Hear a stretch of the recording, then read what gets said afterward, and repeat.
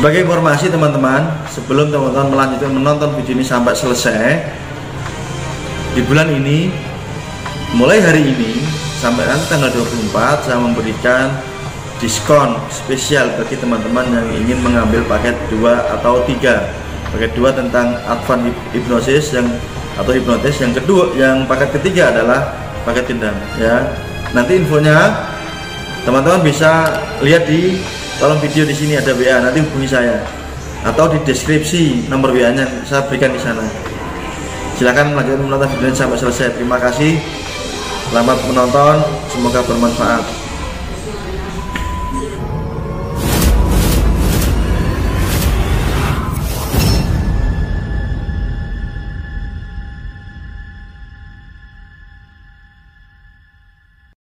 Assalamualaikum warahmatullahi wabarakatuh. Halo sahabatku semua, sahabat dari Pondok Hipnotis Indonesia.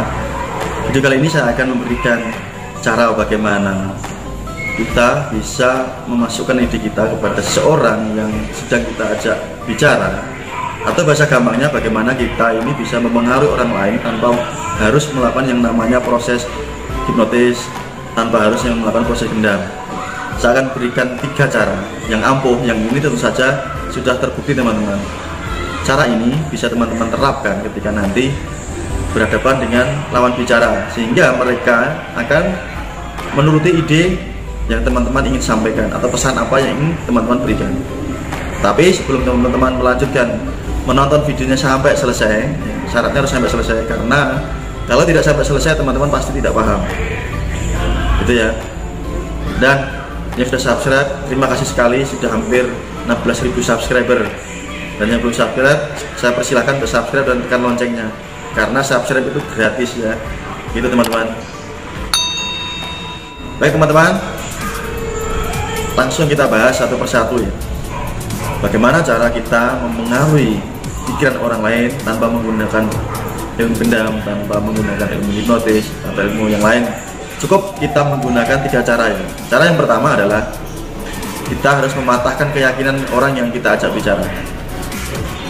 Ya, kita patahkan keyakinan orang yang kita ajak bicara. Contohnya begini, ketika ada, misalkan saya seorang laki nih, di depan saya ada seorang wanita, kemudian wanita tersebut bilang ke saya, Mas Nur, ternyata semua laki-laki sama. Maksudnya sama bagaimana? Setiap laki itu sama aja lah, mereka itu sering menyakiti wanita. Kemudian saya bertanya ke wanita tersebut yang di hadapan saya, benarkah demikian?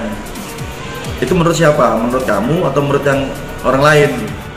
Ya tentu menurut saya dong Mas Nur, karena saya mengalami sendiri, saya sering disakiti gitu. Oke.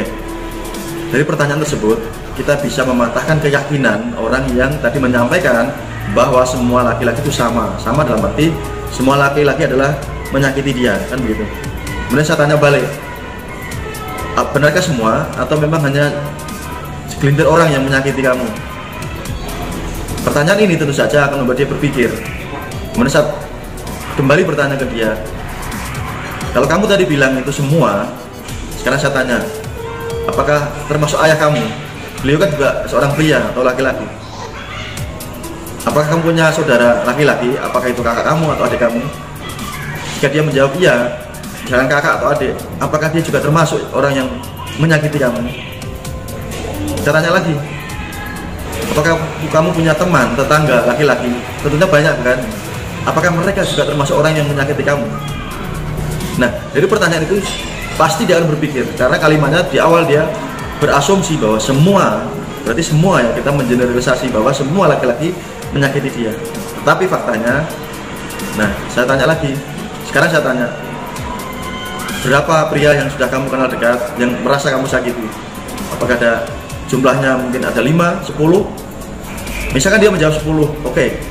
Jumlah 10 memang cukup banyak, tetapi di luar sana jumlah pria itu jauh lebih banyak. Yang di sekitar kamu aja, teman-teman kamu, lingkungan kamu aja banyak sekali, saudara kamu juga banyak sekali. Ya, belum lagi laki-laki atau pria dewasa di Indonesia, bahkan di dunia ada ratusan juta. Dan kamu bilang tadi hanya 10 saja, yang menyimpulkan semua. Oke. Apakah juga termasuk saya yang sekarang kamu ajak bicara untuk curhat dengan saya? Kamu mempercayakan diri untuk ngomong masalahmu ke saya, dan apakah saya juga termasuk salah satu tadi yang menyakiti kamu, termasuk semua tadi? Padahal kamu ngomong ke saya tujuannya minta solusi, kan begitu.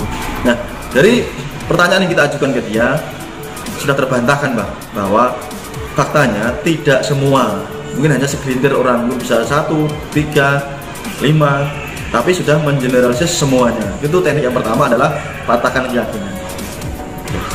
Teknik yang kedua adalah kita menggunakan yang namanya pembanding.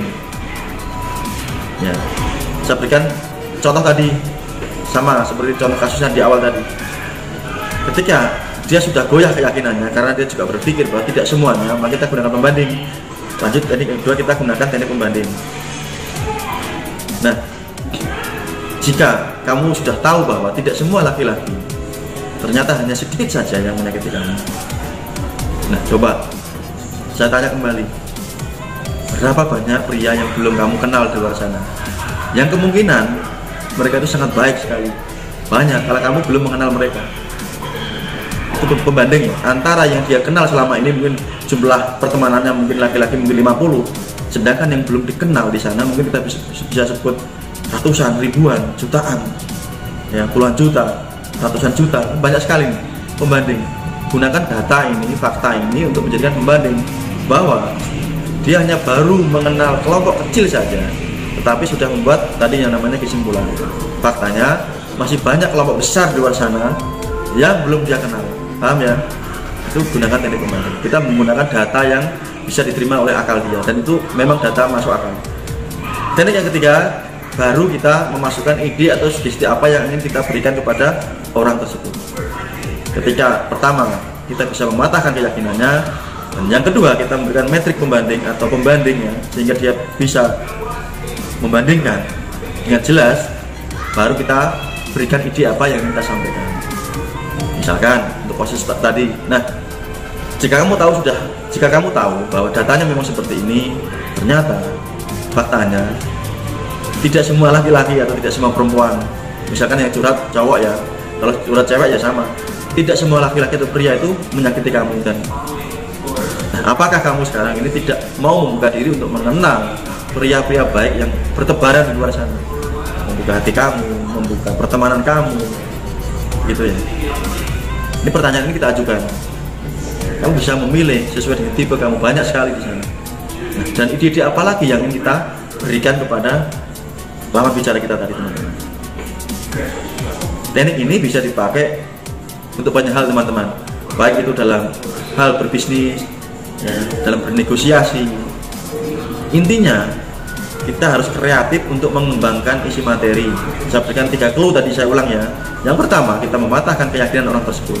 Nah, kalau dia belum patah keyakinannya, belum goyah, jangan dilanjutkan. Yang kedua, percuma. Jadi teknik ini berfungsi step by step. Ada langkah 1 berhasil, lanjut langkah kedua, lanjut langkah ketiga, pasti berhasil. Itu ya teman-teman. Jadi kalau langkah 1 aja belum selesai, jangan dilanjutkan ke langkah kedua apalagi ketiga. Dalam negosiasi juga sama, gunakan ini.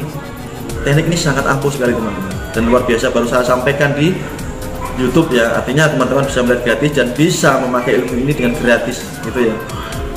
Teknik ini sangat mudah sekali, tinggal kita mau mengasahnya, kita mengembangkannya sesuai dengan bidang kita masing-masing, teman-teman. Clue-nya tadi, 1, patahkan keyakinan. Yang kedua, gunakan pembanding atau metrik pembanding. Yang ketiga, baru kita masukkan ide apa yang ingin kita berikan kepada lawan bicara kita. Gitu kira-kira. Semoga tips singkat ini mempermudah teman-teman dalam menggapai tujuannya apapun. Terima kasih, semoga bermanfaat dan bagikan kepada teman-teman yang lain yang membutuhkan, karena saya yakin tip ini sangat dibutuhkan sekali oleh teman-teman di luar sana. Bagikan ke Facebook, WhatsApp, atau media sosial lainnya. Sampai bertemu di video saya berikutnya. Salam hormat dari saya, Mas Nuh, dari Pondok Hipnotis Indonesia Raja Wali. Terima kasih. Salam sehat, tetap semangat, tetap tersenyum, dan terima kasih. Dadah. Assalamualaikum warahmatullahi wabarakatuh.